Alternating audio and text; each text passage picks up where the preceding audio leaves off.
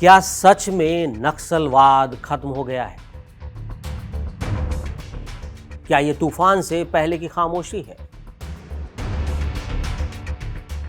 क्योंकि जंगल तो अभी भी है और कहानी अभी बाकी है। और इस बार फैसला क्या आखिरी है?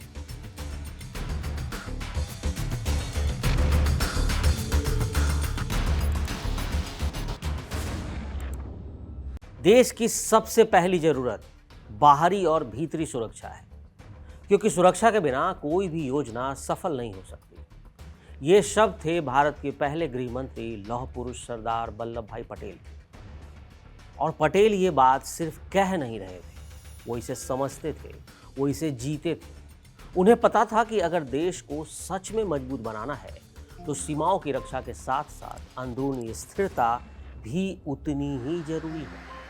और आज की हमारी ये पड़ताल उसी अंदरूनी चुनौती पर है जिसने दशकों तक भारत की आंतरिक सुरक्षा को चुनौती दी। एक ऐसा आंदोलन जो 1968 में पश्चिम बंगाल के एक छोटे से गांव से शुरू हुआ था। नाम था नक्सलवाद। मैं भी उसी के पास था और धीरे धीरे ये पूरे देश के नक्शे पर लाल रंग बनकर फैल गया।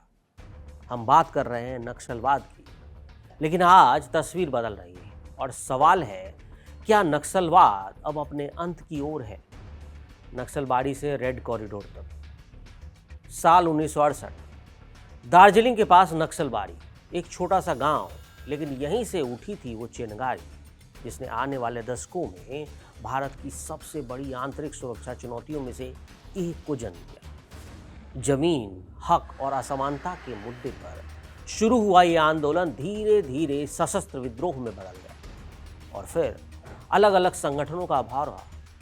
2004 में पीपुल्स पावर रिपब्लिक और एमसीसीआई के विलय से बना communist party of India Maoist. और यहीं से रेड कॉरिडोर, सुनिएगा, रेड कॉरिडोर शब्द आम हो गया।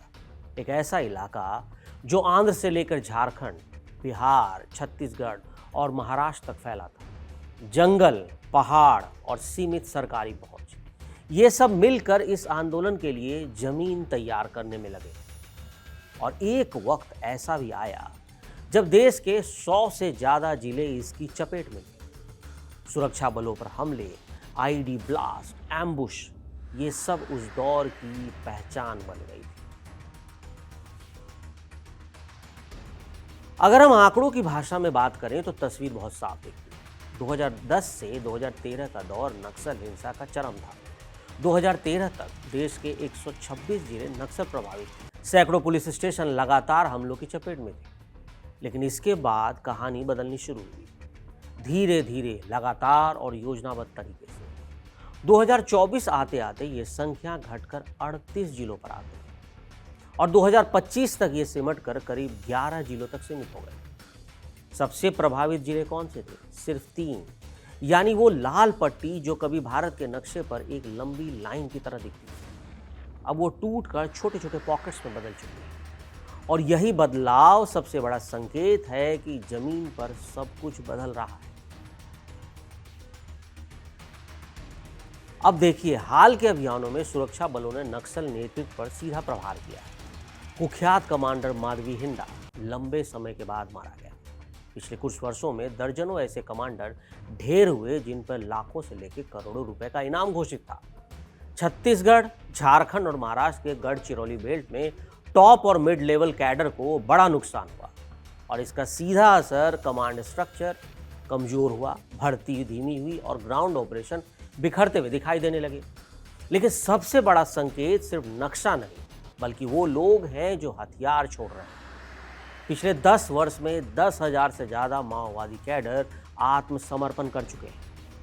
अब देखिए, सिर्फ 2025 में 2,300 और 2026 के शुरुआती 3 महीनों में ही 600 से ज़्यादा आत्मसमर्पण हुए। ये सिर्फ आंकड़ा नहीं है, ये उस संगठन की टूटती रीढ़ की कहानी है जो कभी अजय अपराजय लगता था। जब एक संगठन के लड़ाके ही उसे छोड़ने लगे तो समझ लीजिए कि उसकी विचारधारा और संरचना दोनों कमजोर पड़ रही है।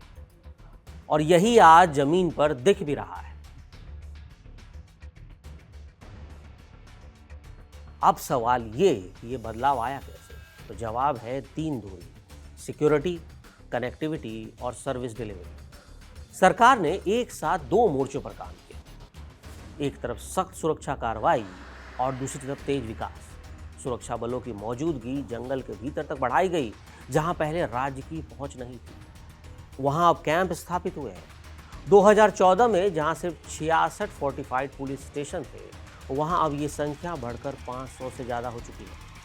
अब देखिए, पिछले कुछ वर्षों में सैकड़ों नए सुरक्षा कैंप बनाए गए, नाइट लैंडिंग हेलीपैड बन गए, जिससे ऑपरेशन 24/7 संभव हुआ। इसका सीधा असर पड़ा, नक्सलियों की मूवमेंट सीमित हो गई और उनका दबदबा इन इलाकों में बहुत कम हो गया। लेकिन सिर्फ बंदूक से ये लड़ाई नहीं जीती जा सकती, इसलिए दूसरी धुरी थी कनेक्टिविटी। वो इलाके जहां कभी जाना भी मुश्किल था, वहां सड़कें पहुंचने लगी।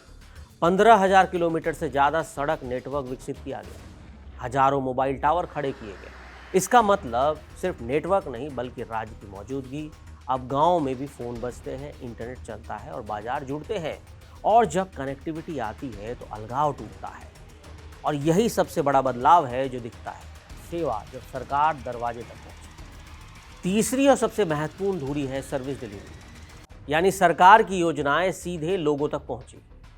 पीएम आवास, आयुष्मान कार्ड, आधार, स्कूल, स्किल डेवलपमेंट, ये सब पहली बार बड़े पैमाने पर इन इलाकों में पहुंचे। एक बच्चा अब जंगल से निकलकर स्कूल जा रहा है, एक युवा आईटीआई में स्किल सीख रहा है और एक परिवार पक्के घर में रह रहा है। ये छोटे छोटे बदलाव ही असल में बड़ी तस्वीर बदलते हैं, क्योंकि जब लोगों के पास विकल्प आता है तो वो बंदूक नहीं चुनते, वो कलम चुनते हैं, नया व्यापार चुनते हैं। नक्सलवाद सिर्फ जंगल की लड़ाई नहीं थी, इसका एक अर्बन नेटवर्क भी था। फंडिंग, लॉजिस्टिक और नैरेटिव, सब शहरों में भी ये संचालित होता था। लेकिन अब उस पर भी नकेल कसी गई। मल्टी एजेंसी एक्शन के तहत करोड़ों की संपत्तियां जब्त की गई। करीब 90 करोड़, समझिए करीब 1 अरब के आसपास की ज़्यादा का आर्थिक चोट। और इसका सीधा असर पड़ा, सप्लाई चेन कमज़ोर हो गई, ऑपरेशन की क्षमता घटी और नैरेटिव भी कमज़ोर पड़ा। अब अगर हम ग्राउंड पर देखें तो सबसे बड़ा बदलाव छत्तीसगढ़ में दिखता है। एक समय जो माओवाद का कोर एरिया माना जाता था, वहां अब लीडरशिप का संकट दिख रहा है। बड़े कमांडर या तो मारे गए या सरेंडर कर रहे हैं और नतीजा, भर्ती रुक रही है, दहशत कम हो रही है और गांव में सामान्य जीवन लौट रहा है। जब संगठन के पास लीडरशिप नहीं होता तो उसकी दिशा भी खत्म हो जाती है और यही आज देखने को मिल रहा है। अब देखिए, आज से कुछ साल पहले तक ठेकेदार इन इलाकों में काम करने से डरते थे, लेकिन अब हालात बदल चुके हैं।